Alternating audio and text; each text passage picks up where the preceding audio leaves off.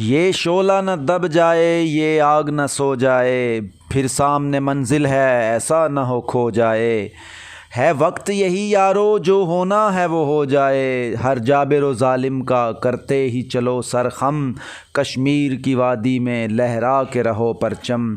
इस वादी पुरखूं से उठेगा धुआं कब तक, महकूमी गुलशन पर रोएगा समा कब तक, महरूम नवा होगी गुंचों की ज़ुबां कब तक, हर फूल है फरियादी आँखों में लिए शबनम, कश्मीर की वादी में लहरा के रहो परचम। इस परचम के लहराने में जनाब खालिद चिनियोट ने भी अपना हिस्सा डाला है। हम अहद करते हैं कि आज़ादी कश्मीर के लिए अपना तन मन धन सब कुछ निछावर कर देंगे।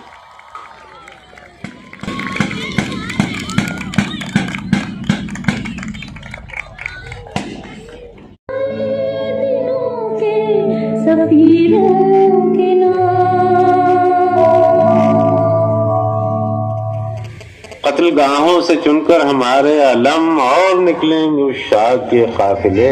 जिनकी राह तलब से हमारे कदम